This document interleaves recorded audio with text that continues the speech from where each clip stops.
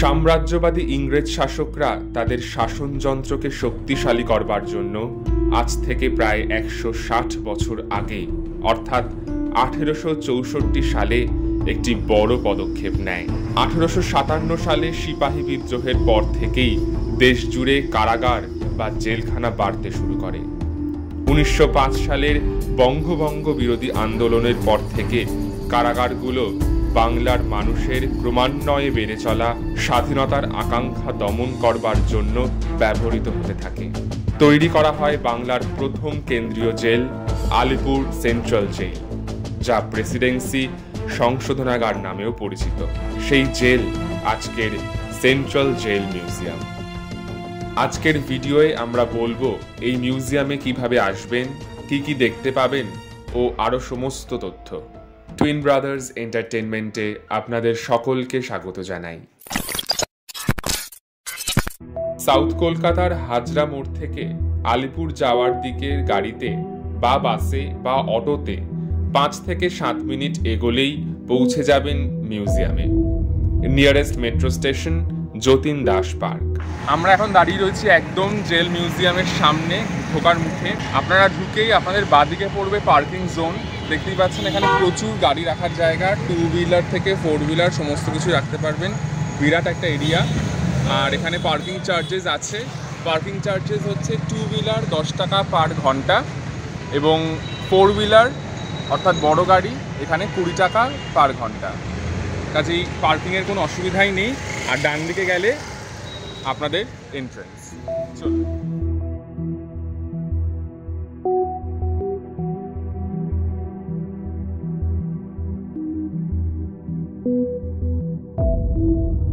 মিউজিয়ামে ঢোকার জন্য টিকিট প্রাইস পার হেড ৩০ টাকা। সপ্তাহে ৬ দিন অর্থাৎ মঙ্গলবার থেকে রবিবার এই মিউজিয়াম খোলা থাকে সকাল ১১টা থেকে বিকেল ৫:৩০। সোমবার বন্ধ থাকে। Light and sound show ticket price মাথাপিছু আরও ১০০ টাকা। শো শুরু হয় বিকেল ৬টা থেকে। বিশাল বিশাল লাল রঙের এই সুউচ্চ ইটের পাঁচিলের মধ্য দিয়ে ভেতরে ঢুকতেই মনের ভিতর যেন এক অদ্ভুত অনুভূতি তৈরি হয়। ভেতরে ঢুকেই এই বিশাল জায়গা দেখে মনে হতেই পারে কোন দিক দিয়ে শুরু করব, কিন্তু অসুবিধা হওয়ার কোনো কারণই নেই। সমস্ত জায়গায় ডিরেকশন বোর্ড এবং গাইডের জন্য কিউআর কোড দেওয়া আছে। চাইলে সেই কিউআর কোড স্ক্যান করে সমস্ত তথ্য শুনে নিতে পারবেন। প্রসঙ্গত বলে রাখি, এই আলিপুর জেলের পরিধি এতটাই বড় যে প্রায় ২০০০ জন কয়েদিকে ধারণ করবার ক্ষমতা রাখে এই জেল। ঢুকে আপনার মনে হবে এত বড় জায়গা, কোন দিকে যাব, কোন দিকটা আগে যাব বা কোন দিকটা পরে যাব। কোনো অসুবিধা নেই। এখানেই রয়েছে পরপর ডিরেকশন, কোথায় যাবেন, কোন দিকে কি আছে সেটা একদম দেখতে পারবেন। কোন দিকে ফাঁসির মঞ্চ, কোন দিকে সেল রয়েছে, কি সেল রয়েছে, সমস্ত ডিটেলস এখানে আপনি ডিরেকশনে পেয়ে যাবেন এবং পাশেই রয়েছে ম্যাপ দেখে আপনি এগিয়ে যেতে পারবেন।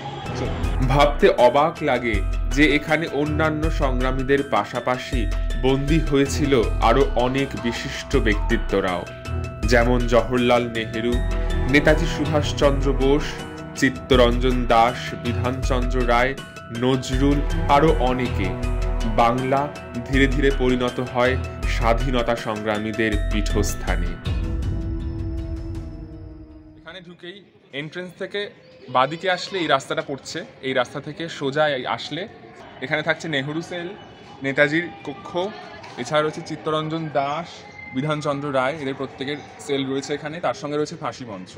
এখান দিয়ে যাবো, আসো।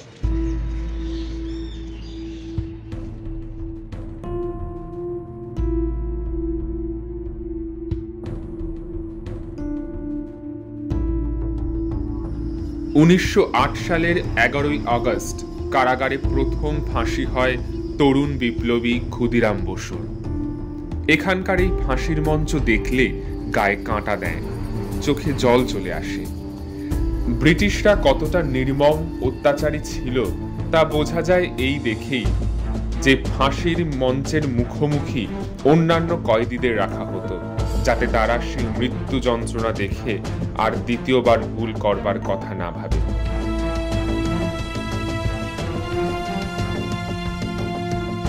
চলুন এবার একে একে দেখে নেওয়া যাক নেতাজি কক্ষ, চিত্তরঞ্জন দাস কক্ষ, বিধানচন্দ্র রায় কক্ষ, নেহেরু কক্ষ।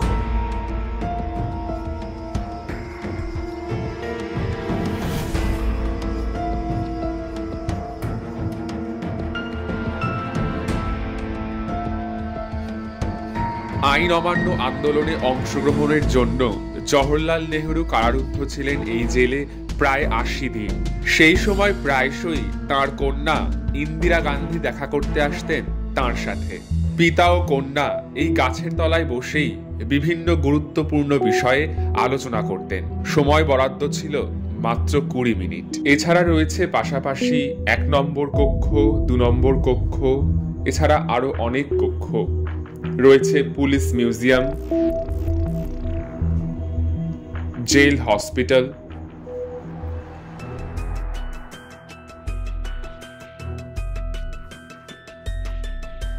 আর রয়েছে একটি ঐতিহাসিক কারাকক্ষ, যেটা কিনা একেবারেই মিস করা যাবে না।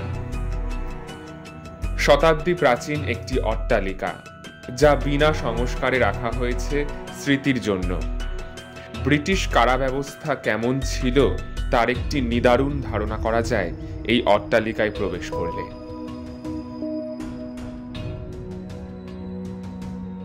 মিউজিয়ামের এই বিশাল পরিসর ঘুরে দেখতে বেশ খানিকটা সময় লাগে। যদি আপনি মন থেকে উপলব্ধি করেন, তাহলে আপনার মনে হতে বাধ্য যেন আপনি টাইম ট্রাভেল করে সেই সময় ফিরে গেছেন। সবশেষে লাইট অ্যান্ড সাউন্ড দেখতে ভুলবেন না যেন। এমনভাবে মিউজিয়ামে আসবেন যেন ২-৩ ঘন্টা মিউজিয়াম দেখে ৬টার সময় মাথাপিছু ১০০ টাকা দিয়ে টিকিট কেটে দেখে নিতে পারেন লাইট অ্যান্ড সাউন্ড শো। একটার পর একটা ইট গাঁথা হয়, মাথা তুলে দাঁড়াতে থাকে নতুন কারাগার, আর তারই সাথে যেন পাল্লা দিয়ে বাড়তে থাকে স্বাধীনতা আন্দোলনের পরিসর। ৪৫ মিনিটের এই আলো ও শব্দের খেলা আপনার মিউজিয়াম ভ্রমণকে এক অন্য মাত্রা এনে দেবে। লাল ইট, লোহার কারার শব্দ, বিপ্লবীদের বন্দে মাতারাম ধ্বনি, ইংরেজদের বুটের আওয়াজ, গুলির লড়াই, ফাঁসির মঞ্চ আপনার রক্তকে গরম করে তুলবে। মিলিত কণ্ঠে তাদের ব্রিটিশ বিরোধী স্লোগানের বজ্র নির্ঘোষ।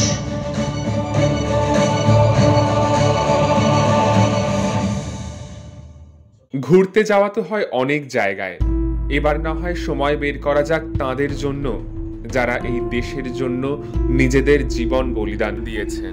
টুইন ব্রাদার্স এন্টারটেনমেন্টের তরফ থেকে আপনাদের কাছে রইল একবারের জন্য হলেও কলকাতার আলিপুর সেন্ট্রাল জেল মিউজিয়াম দেখতে যাওয়ার অনুরোধ।